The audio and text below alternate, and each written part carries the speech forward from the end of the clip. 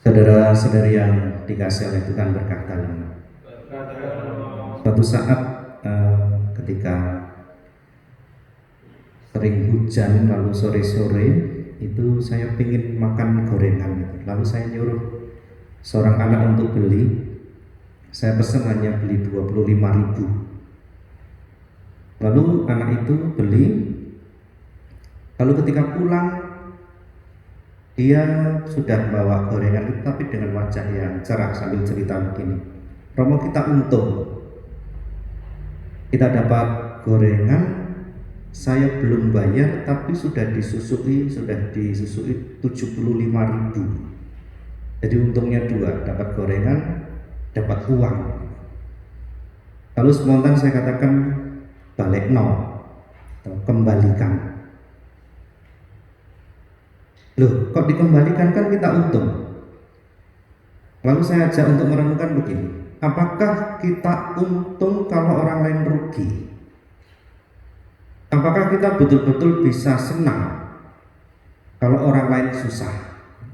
Hanya penjual gorengan untungnya seberapa? Lalu betul mungkin dengan agak sedikit malas dia mengembalikan itu. Lalu ketika pulang saya tanya, bagaimana perasaan? Senang katanya. Tadi si ibu itu mengatakan zaman sekarang masih ada toh orang jujur.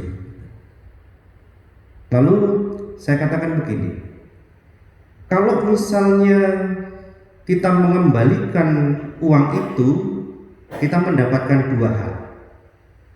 Tetapi kalau kita tidak mengembalikan uang itu yang bukan milik kita, kita akan kehilangan dua hal. Lalu dia bertanya, apa Romo? Yang pertama adalah soal integritas.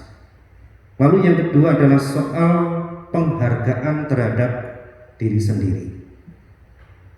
Ketika kita mengembalikan yang bukan menjadi milik kita, integritas artinya kemampuan untuk melakukan yang benar. Melakukan yang benar dan baik, atau memilih untuk melakukan yang benar ketika kita tahu sebetulnya bisa lolos ketika melakukan sesuatu yang tidak baik atau yang salah, tetapi saya tetap memilih melakukan yang baik dan benar. Kalau yang dua soal penghargaan terhadap diri sendiri, kita bisa saja itu belajar tinggi, pinter, tetapi bisa jadi semua ilmu kita itu tidak ada gunanya kalau tindak tanduk tingkah laku kita tidak sesuai dengan apa yang kita pelajari. Saudara-saudari yang terkasih, saya kira ini juga yang mau diajarkan Yesus hari ini. Begitu susahnya menemukan seseorang yang punya integritas dan penghargaan terhadap diri tapi juga orang lain. Sekarang semuanya diukur hanya berdasarkan kebutuhan saja. Yang penting saya dapat. Caranya terserah. Bisa jadi saya menghancurkan orang lain, bisa jadi saya tidak jujur, bisa jadi saya tidak adil, bisa jadi saya berbuat tidak benar, entah yang diketahui umum maupun secara tersembunyi-sembunyi. Maka Yesus juga berusaha mengatakan tadi dengan perumpamaan, sekarang ini anak-anak gelap itu lebih cerdik, yang diumpamakan sebagai bendahara yang cerdik tadi. Pertama-tama bukan kejahatannya yang dipuji Yesus, tetapi kecerdikannya itu. Maka seharusnya perbandingannya adalah kita sebagai anak-anak terang harus lebih cerdik daripada mereka. Maka apa yang harus kita buat? Menjadi pribadi yang konsisten, punya integritas, punya sesuatu yang bisa kita pertahankan sampai akhir. Kalau baik ya tetap baik, kalau kita orang jujur ya harus jujur.